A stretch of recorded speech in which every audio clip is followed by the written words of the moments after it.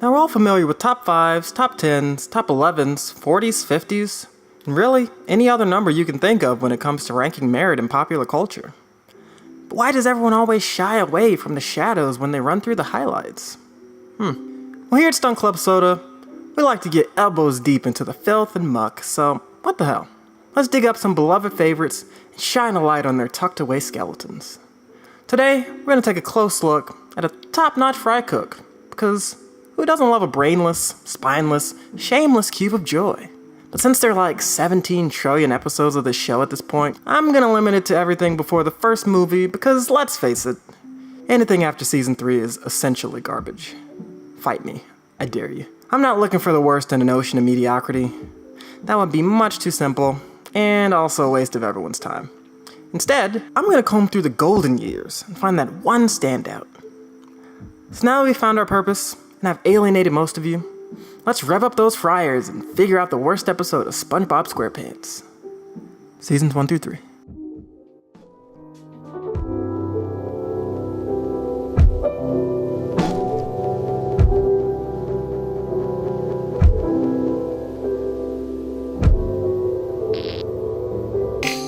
I'll be real and honest with you because no one else will. There are a handful of bangers in the 4th season of SpongeBob. You have your skill cranes, Krusty Towers. Favorite Krabby Patty makes me laugh every single time. But that's about it for memorable callouts after 2004. Seriously. Don't even get me started on how trash SpongeBob's Worst Day Ever is. Is that right? Yeah. Worst day ever. There's a whole annoying ass song about it and everything. Oh, boo-hoo, my friends have lives that sometimes get in the way of our plans. Wah, everything around me isn't working out the way I hoped. Woe is me. But unfortunately, this episode is slightly out of our purview, so scratch all that. Oh my god, SpongeBob is so good. I have on multiple occasions ranted about how the inaugural seasons of SpongeBob are pretty flawless. Episodes this good and back-to-back should not be legal. How? The record shows. But before we can tear down all that is holy and beautiful about the yellow sea sponge, we have to figure out what it is we like about him. In his truest and purest form, SpongeBob is annoying as shit. He is the worst conceivable neighbor to live next to. I feel for you, Squidward. He's loud, obnoxious, hyperactive, intrusive, oblivious, naive. The list goes on. It would be legitimately infuriating to interact with him on a social level. That's why he's not customer facing at the Krusty Krab. Really, for anyone who doesn't have the IQs of either Patrick, Sandy, or a Rick and Morty viewer, admittedly a broad spectrum, SpongeBob is an anomaly. Everyone in the middle, like you and I, are telling SpongeBob to get the fuck out at first glance. But all these quirks, and Tom Kenny's performance, are what makes this show work.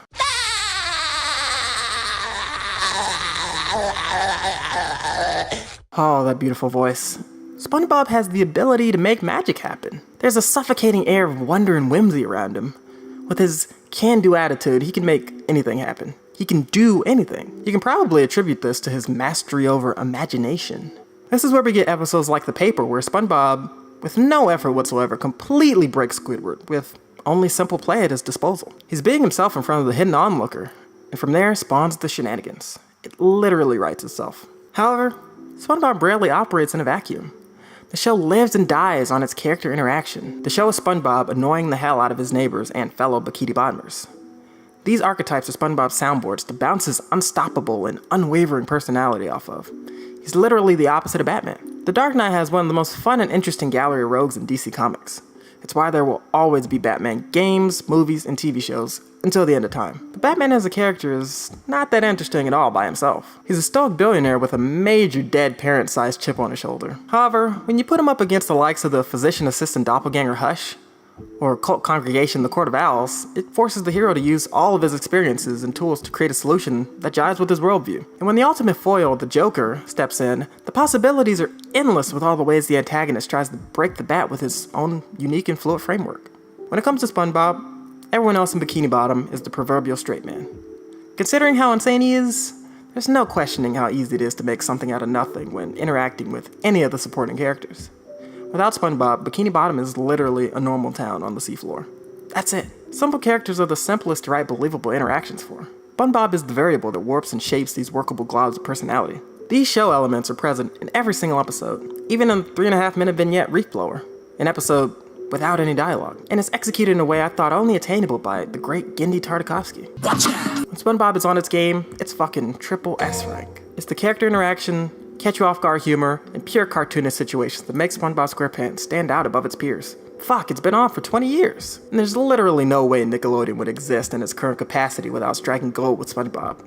And some other things maybe, but mostly SpongeBob. Now that we laid out what works, it's time to dole out that dull copper-colored crown. And the winner of this ugly contest is none other than the SpongeBob's House Party special. Yeah, this entry is already off to a tripped-up start considering it begins with SpongeBob's biggest fan, Patchy the Pirate. I personally have no problem with Patchy, but my cohorts feel a bit differently. Seeing Tom Kenny in a fake beard, eye patch, and pirate costume will make them stand up and change the channel immediately. The actual episode, which is called Party Pooper Pants, begins with dry humor and bland visual gags. Here we have it. SpongeBob has a plan. He has to overbearingly execute it. The party has to go exactly according to plan and stay on schedule. About halfway through, SpongeBob's been locked out of the party and has to watch as everything he's created runs off the rails.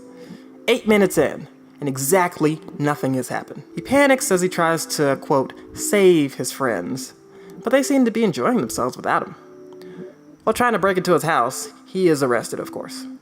I'll say right now, I much prefer Officer Nancy and her partner when they're being actively oblivious to two dudes concealing a murder. Am I the only one? Back to the non-episode. SpongeBob returns home the next morning, downtrodden, broken, and learns that his party was actually a hit once he left, and then it ends.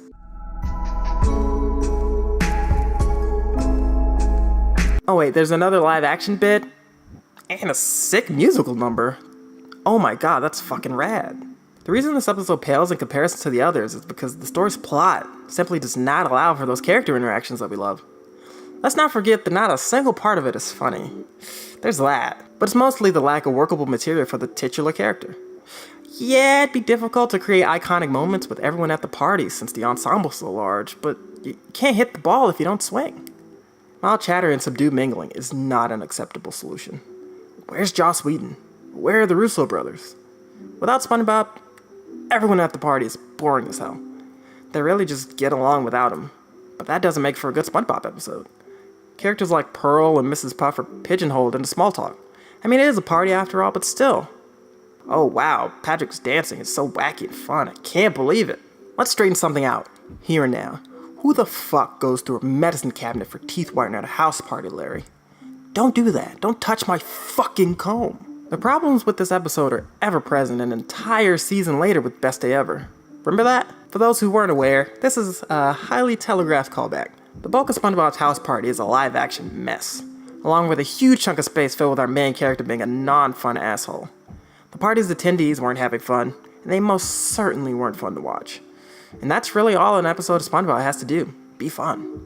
And this one failed at that, plain and simple. Over 100 different episodes in the first 3 seasons, and we found the shoddy standout. However, we don't want SpongeBob to walk away feeling unloved, so I went along and asked my friends to tell me their favorite episodes of SpongeBob. First 3 seasons, of course. I definitively went with Wet Painters. It's a comical masterpiece in the form of an animation bottle episode, and the meaningless payoff only enhances all the trouble Patrick and SpongeBob went through. Ken decided on No Weenies Allowed. It took a bit of hard thinking, but that's his number 1. Steve's went with As Seen on TV. He said it was the only one he could remember. Striped sweaters and all that, it makes sense. Jagger's favorite is also Wet Painters. It's the hardest he's laughed at a SpongeBob episode, period. After taking some time to think on it, Flux finally landed between 2, those being Graveyard Shift and Dying for Pie. House favorite is I'm with Stupid. Says the premise is quite funny, but did a bit of extra credit and shouted out Band Geek, Sailor Mouth, and Grandma's Kisses. And lastly, Dandy's is Shanghaied. Of course it's because of the perfume department.